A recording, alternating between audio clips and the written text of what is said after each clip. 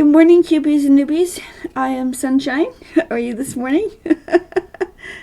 I am the creator of the ABCube method, which solves every type of Rubik's Cube, as long as it is a n by n by n cube, as long as it's a cube. 2 by 2, 3 by 3, 4 by 4, 10 by 10, doesn't matter. It solves all of them the exact same way using just formula A and formula B, and that's all you need to remember. And that's all you need, because formula A brings the color to the top and formula B moves 3 pieces around, and that's all you ever need to do to solve the Rubik's Cube. So when you learn this method, you don't learn just the 3 by 3, you learn all of the cubes. Someone tried to tell me that there was an easier 3 by 3 method, and that mine wasn't new anymore because I'd been talking about it for years. So I said, well, okay. if you can show me a link to a original method that's newer than 2020 and it solves every size Rubik's Cube and is easier than mine, I'd love to see it. Otherwise, I have no competition. Oh, sorry. I'm rather proud of myself. I did a thing, and the thing is good. So good morning, everybody. Normally I have my cube in a state of scramble, so I can just solve them. But I just got an inkling yesterday, and I went through and I just solved all of my cubes. I couldn't leave them scrambled anymore. So ABCube. Formula, whatever cube you have, you hold the cube in your hand as if, and you look at the front as if it were a spreadsheet with rows and columns. And formula A and formula B, the arrows that you're looking at indicate the single layer that you're moving, that you're turning. So you just treat each layer as its own layer. And for formula A, that's 1 row and 1 column. And if you use the corner, the bottom row in the right hand column, it looks like this. Okay,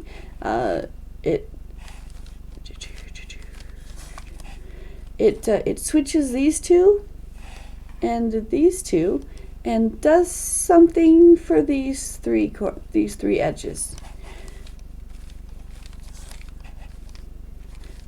3 of them puts the edges back, so the edges are on a 3 cycle, and the corners are on a 2 cycle, and so 6 of them puts it back to where it was. Now, how you can use that is, let's go to formula A. If you apply it to the absolute center, you would use the middle row and the middle column, and it would look like this: out, down, in, up, and would give you what we call boxes. The reason we do that for the absolute center is one single piece. Formula B does not apply to it, so we've got to use that one with formula A. And again, 3 gets back to solve.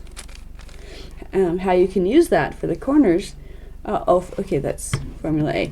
Formula B, you look at this again, spreadsheet, top row and 2 columns. And if we're working on the corners, that would be the top row and the outside columns, and it would look like this. And it affected only 3 pieces, and it moved these 3 pieces around.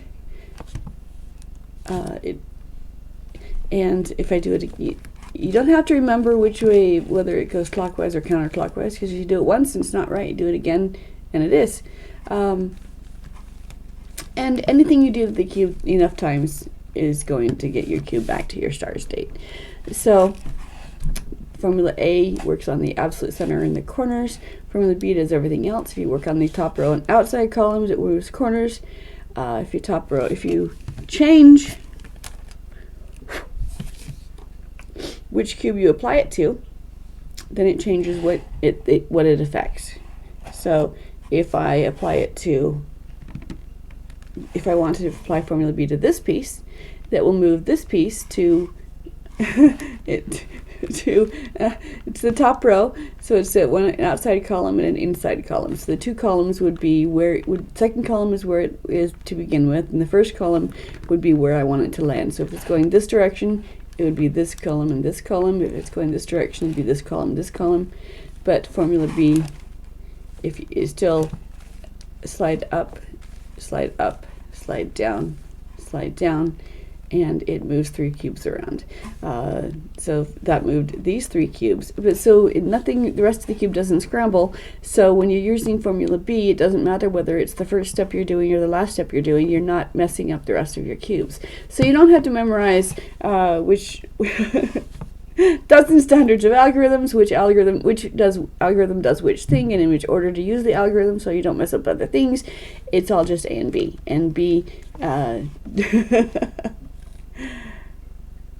3 times goes back to whatever your beginning was.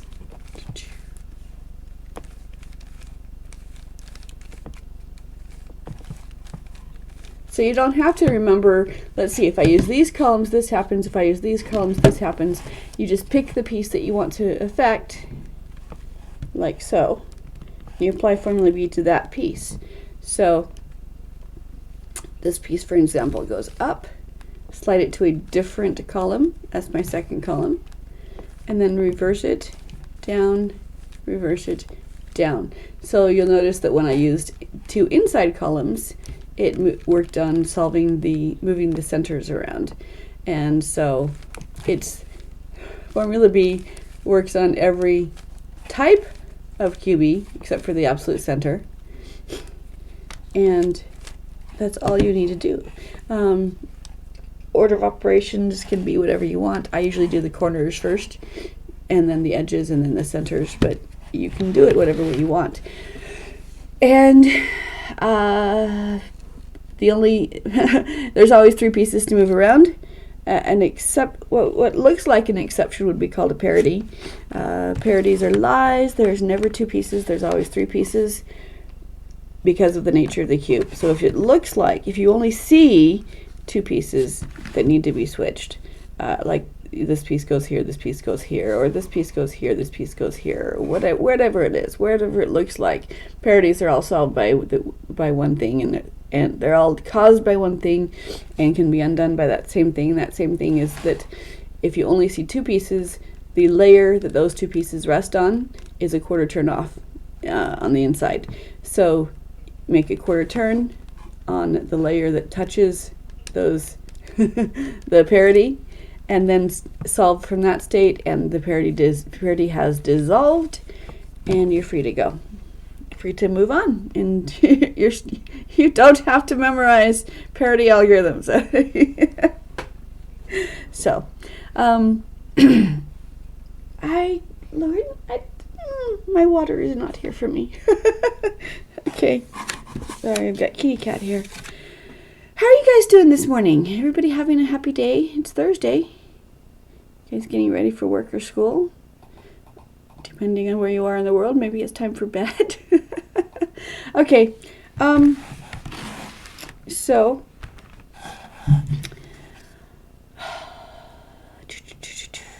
today's Thursday. I usually do edges, so let's do that. Let's do edges.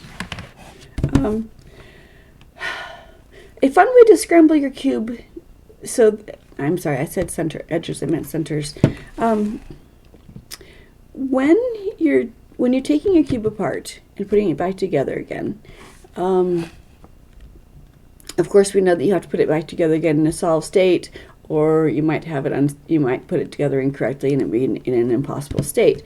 But however, so any cube that has only one correct state has to be put back into that one correct state.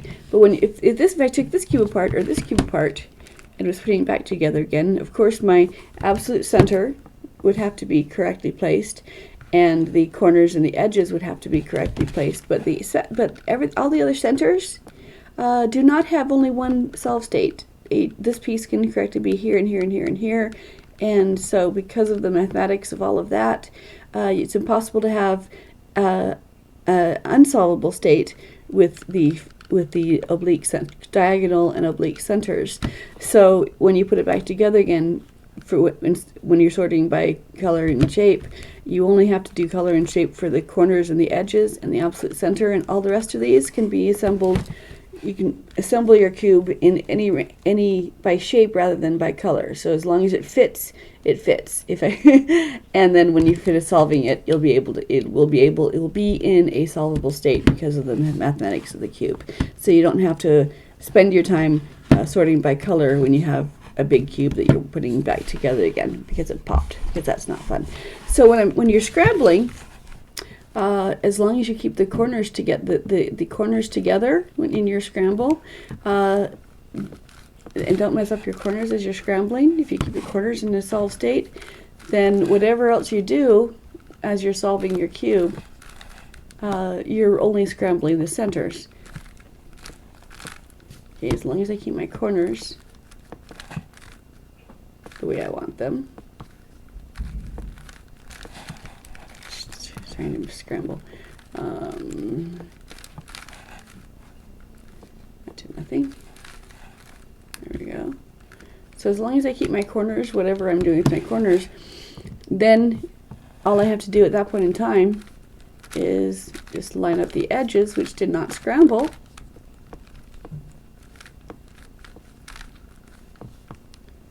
Because the edges cannot scramble if the corners stay the same. And so then it's an easy way to get your cube in a position where the cage is already done. All you have left to do are the centers, so you can work on the centers without having to go through all of the other steps. So 1, 2, 3, 4. As long as I keep my corners happy to each other.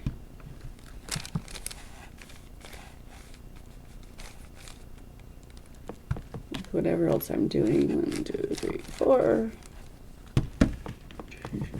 Whatever else I'm doing. Then when I want to, then if I line up the edges again,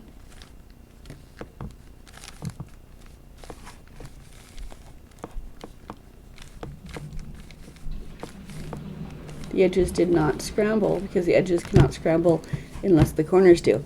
So that way I can work on my cube without having to work on my edges without having to go through the whole cube to get to that point. So that's a fun little hack. If you've just joined me, hi. Thank you for your morning. I'm Sunshine, and this is the ABCube method for solving Rubik's cubes. It uses only 2 methods, 2 formulas, 4 moves and 8 moves, and with that it solves every size and shape, every size and complexity. I always say size and shape. Rubik's cubes. It doesn't really do shapeshifters and stuff, but it does work on every cube, and it also works on minxes, but minxes have an order of operation because the formula B, if you apply formula B to the center row on the minxes, it has undesired consequences. So there's an order of operation for minxes. Other than that, it solves every cube and every minx with just A and B. Is all you need to know, all you need to remember.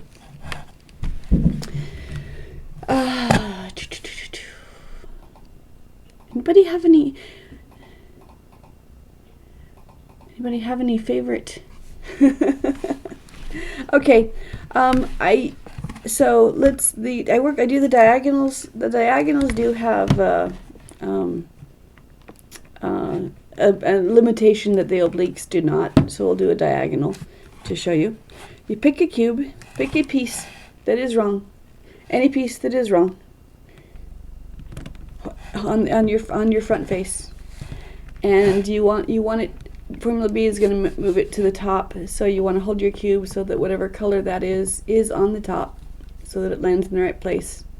Okay. So we're going to move this piece up to the top. It's going to land either where this blue is, where this blue is, where this green is, or where this green is. So I try to avoid displacing something that's advantageous, and I try to encourage displacing opposites, but it really doesn't matter. Just pick a piece and aim it in the direction it wants to go. And then formula B is, again, 2 ups and 2 columns with a sliding in between. So we're going to move this piece up. We're going to rotate the top row so that it lands in a different column. Now if we go this way, it's the same column. So because it's a diagonal, we do have to follow the rules of the cube and go into a separate column. And that's my second up. And then you reverse, and my edges are done so they line up to remind me which column I'm on, so I don't go the wrong direction like so, because my edges are there to keep me honest. And down, so place the cube. So that orange went up there. Let's move this piece. That's advantageous, so it goes up, slide to a different column, second up, reverse, down, set your top again, and those pieces are solved. And here's a yellow. We want to bring that yellow down, so I can move this green up to there. So up. Oh, because it's an oblique, because it's not a diagonal, I have freedom which direction I turn, as long as I reverse it properly. So here's a green, and it goes up, rotate it into a separate column. It could be either direction. The only difference is which one of these cubies is going to move into here. So if you're making pretty patterns and stuff, then it matters. Otherwise, it doesn't matter, as long as you use your edges to remember which direction you move so you don't mess up. Now, because I scrambled this, I didn't have my centerpiece placed, so let's show how to place that. Formula A just places the centers, so let's do that. So we're applying formula A to this piece, so I move it away, move the space down, move the piece into the space, and the piece in the space back up again. Okay, so now we've got, so we find a centerpiece. Okay, here's a centerpiece. It's red, wants to go into the red top. Okay, these three are the cubes that are going, the top, front, right are the cubes that are going to be moved. If you have a top, front, left, you need to just reposition it so that they're there. And then just move this piece away, space down, piece in, space up, and your centerpieces are now placed. So again, we're dealing with the corners. Do this one. Pick a piece that's wrong, hold it so it wants to go to the top, and formula B, that piece goes up, slides to a different column, second up, reverse, down, set the top, and continue. Okay, here's the yellow piece. Okay, it's going to land right here, so I can bring down the orange, the green, or the white. White's more advantageous, so up, slide, up, reverse, down, set the top.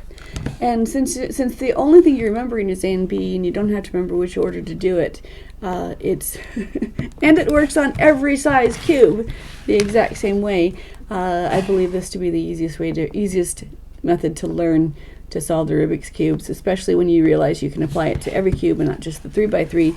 You can't compare a method that solves every cube to just a 3x3 because you have to include all the other methods to solve the higher cubes as far as dealing with your complexity. So I win. Sorry, I'm a little bit proprietary about this because I got rattled I got shaded with it yesterday, but that's okay. That's okay. So let's do some more. Pick a piece, hold it so that it wants to land on top. Okay, I can bring down the green, the red, or the yellow. We'll bring down the red. Itchy. Sorry, seasick. I keep bumping my camera. Okay, up, slide to a different column, second up, reverse, slide back down, and slide back down. Always the up, up, down, down, 8 moves. Here's another white. Just pick a piece that's wrong, aim it at where it wants to land. Up, up, down, down. And that's all there is to it. Here's a blue. Okay. Up, slide, up, reverse, down, reverse, down, set the top, and continue. We'll do this. Let's do this green one. Lands, it has to be done, moved twice, so we'll just use it to bring a blue down. Up, up, down, down. Let's follow it along. Up, up, up, down, down, set the top, and continue. And it's just that over and over again, more of the same.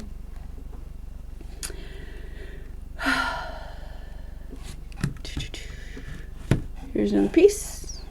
Here's an orange on the face, orange is on top. I don't want to really bring down this orange, that would be rather redundant. So line up something that does want to come down. Up, slide other column, second up, reverse, down, set the top, and continue. And lather, rinse, repeat till you're all done. Yellow on top, line it up, slide, up, slide, down. Here's a green. Up, slide, up, reverse, down, down. Now I did say that B always moves 3 pieces around. If you only have 2 pieces to move, it looks like you're moving 2 pieces, but that is a lie because two of the pieces you're moving are the same color, so you're still moving 3 pieces, and that's all you ever need to do. Okay, line it up, slide second up, reverse, down, set the top, and keep going. Here's your green. Line it up, slide, down, set the top, and keep going. So this is not the fastest method. It is not the fewest moves method. But if you are trying out a new method, if you are doing algorithms and want to be able to see what the algorithm does, it's much easier to follow the algorithm from a solved cube rather than from a scrambled cube. So this can be used to reset your cube so that you can use your algorithms and learn what they do and how they do it and why they do it. This will increase this. It does not directly increase your time, but it will increase your intuitive understanding of how the cube moves, so that you know what the cube is doing, so that you can intuit more of the cube before you move into your algorithms, which may eventually shorten your time. So I don't. Time has never been my priority on the cube, and yes, I've been cubing off and on since it came out in the early 80s. It came out in the 70s. My brother got one then, but I got mine in the 81 era when they flooded the world. When my brother had one, like I said, he got one from he was in Germany. Anyway, when he got his cube, he was showing it to me, and I'm like, oh, what does it do? And he's like, well, you have to try to get the colors the same. And I'm like, okay, well, what does it do? And so I said, I said, well, how does it work? And he says, okay, no, you're not understanding. Here, let me show you. See this corner right here? Okay, this corner, it can be moved this way, or this way, or this way. So you can move this cube in each of the axes, And the question is, you know, the what's interesting is how he made it so the cube wouldn't fall apart when you turn it like that. I'm like, oh, wow, I did not notice that, because I was I was young. And so I'm like, well, so show me how to do it. And he said, oh, I don't know how. It was just in a perpetual state of scramble because he hadn't. No one had solved it yet. No one had written the books on how to solve it. You know, there was no YouTube, there was no books. He just had to figure out how to scramble it, how to solve it, and he hadn't solved it yet. So I'm like, wow, my brother's a genius. If he hasn't solved it, then nobody can. It's scary. So that was fun. But that's the thing, is that Erno Rubik did not invent the puzzle. He only invented the cube, the 3x3 cube. And what he invented was the way to hold the cube together without it falling apart. The puzzle already existed as a 2x2, patented by Nichols, and it was held together by magnets. So it would come apart in your hand, and you could twist it as if it were one piece, as if it were a single thing. But if you needed to take it apart, you could take it apart and put it back together again, solved. So the puzzle itself, the make 6 cubes, make 6 colors, match on 6 sides, existed, and then Erno Rubik was trying to help his students understand the motions of the atom and how things can move in all directions, and he invented the way of holding the cube together. So that was his patent, which was easily broken because, which was easily sidestepped because we just found other ways to hold the cube together now that we knew that it could, and so that's the brief history of the cube. Again, okay, big piece that's wrong. Line it up, up, up, down, down. And it's done the same way on any size cube. Here's a blue. There's a blue. Up, slide, second up, reverse, down, reverse, down. Set the top and keep going. Here's an orange. I can bring down the green or the white, so I line it up, slide up, reverse, down, set the top, and keep going. Here's the whites. Okay, I can treat these as one piece if I want to, and I do want to because of right here. So up, slide, second up, reverse, down, again. Let's treat this as two because the white's going to land here and the red's going to land here. So we want to bring the white up, we want to bring the blue down. So up, up, down, down. Another one. Up, slide up, reverse, down, and because I use this method when I'm solving the Rubik's cubes, and I'm not generally racing myself, I find what I love about the cubes is that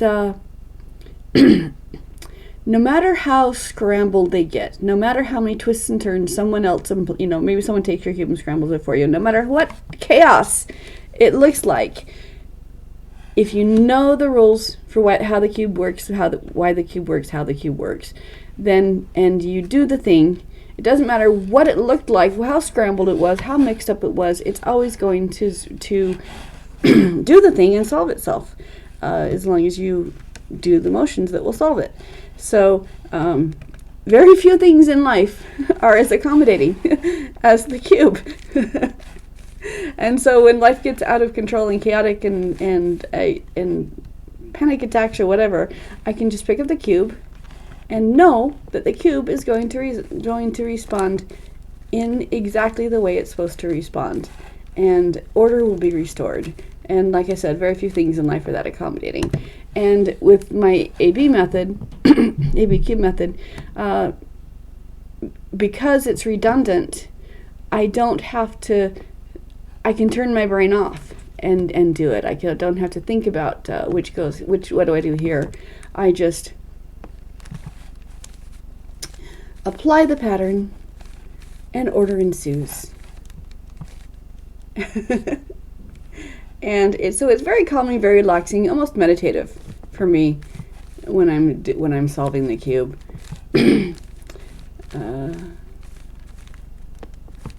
Because I'm not worried about the time. The first time I worried about the time, well, I was feeling so proud of myself. I was down to about 4 minutes on doing the cube. Because I didn't, but I wasn't timing myself. Nobody timed themselves then. And then there's like, oh, there's going to be a record, a nationwide competition for the Rubik's Cube. I'm like, oh, that's cool. Let's watch it. That's awesome. And so it comes on. And I watch hundreds of people solve it in less than a minute. And their hands are just moving faster than my eye can follow. And I'm like, what the heck? And then I watched Jeffrey Varasano solve the cube in 23.42, 24.32, something, I don't remember. But it was less than 25 seconds, and I just looked at the cube, looked at him, looked at the TV, and looked at my cube, and I put the cube down, and I'm like, forget it. I yield, you win. Oh, man. And so I didn't pick the cube up for a month. I was so upset. Like, can't do that. But because you got to understand, though, that the cube at the time was not, there was no finger tricks. There was no cornering. That didn't happen. You had to have it turned up. You had to have the cube lined up exactly the way it wanted to be, and then it took 2 hands to turn because the cube was clunky. It was not smooth, and so Varasano's 23.42 seconds was more amazing because the cube was so clunky. So a friend came, my friend came over, and I said, they solved the cube, and da, da, da, da. And so he pulls out his stopwatch. Okay, let's start practicing. I'm like, nope, I'm not even competing. But the thing is that before speed cubing became the thing that it is, because humans are always into the what's next thing. So once you've mastered the cube, once you can pick it up and put it down solved, that you've mastered it. And then so of course they had to find ways to compete with each other, with themselves. So of course speed cubing became a thing. But another thing that people did was, well, what can I do with it now? And so lots of different patterns emerged. It's like, okay, well, we know checkerboard. Checkerboard's easy, but look at this. I can do diagonals. Haha, I can do diagonals. What else can I do? And different pattern. I can do cube and cube. I can do boxes. And just different patterns came out and that became a thing. So that was fun. And then, of course, people started buying them in bulk and making mosaics out of them. So the direction that I went into was I could solve the cube. And people I knew at school had cubes that they could not solve.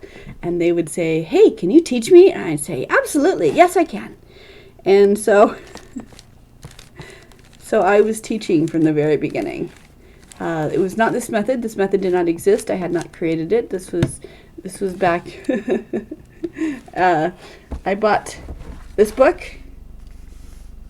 at the local 7-Eleven and memorized it, and that's how I had been able to solve the cube. So when people said, will you teach me? That's the method I taught them. And generally, this order of nerdiness was what got me, helped me survive middle school and high school. Because enough people wanted to learn how to solve the cube that was my friend, and then it was like, will you teach my friend too? Okay, will you teach my friend too? Absolutely. And then by unspoken edict, the bullies, of course I was bullied. I was a nerd and probably autistic, but didn't have, on the autism scale, but we didn't know about that yet. So I was bullied, in case kids can be mean. And so suddenly one day they just stopped bullying me. There was no your colors don't match. You dress funny. All this other stuff. It just one day stopped, and about 3 to 4 days later, the head bullies were outside my cloud of people, and they looked at me with kind of chagrin and said, "Will you teach me too?" And that was how I stopped the bullying. Was I was able to teach the cube. I was able to teach anybody who wanted to solve the cube how to solve the cube, using the just that method. There was no standardized notation back then. Everything was just well, look. Let's look at it.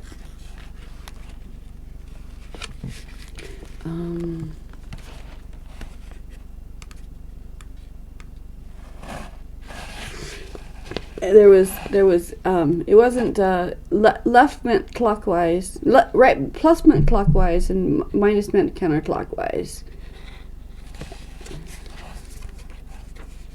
And after you learned how to do the cube, they're like, oh, and if you want to do, see, look, you can do stripes, you can do checkerboards, you can do shooting star, and here's the alphabet. You can do the alphabet with the cube as well. Da, da, da, da. There's boxes. So my mind was young, and I easily memorized it. Okay, there's a white. Line it up, up, up, down, down. And then the 4x4 came out. And I'm like, oh, Daddy, you have to buy it for me. Because I was a kid. And eventually I wore him down, and he bought me the 4x4. And so I'm working with the 4x4. I had no clue, because I only knew the 3x3 method. And my brain could not separate the cube into separate columns. I only knew the 3x this method. So I tried to just intuit what I could, and I got 2 layers done. And then my cube broke. Didn't come apart. The piece broke, and I was not adept enough to fix the piece and then put it back together again. So my dream of solving the 4x4 was just crushed until years later when I bought it again. And but there, yeah, you have it. That's the AB method for ABCube method for solving Rubik's cubes. And it's time for me to go feed my face. So you guys go and have a wonderful day. Be nice to yourself. And I'll be back here tomorrow. Bye, you guys.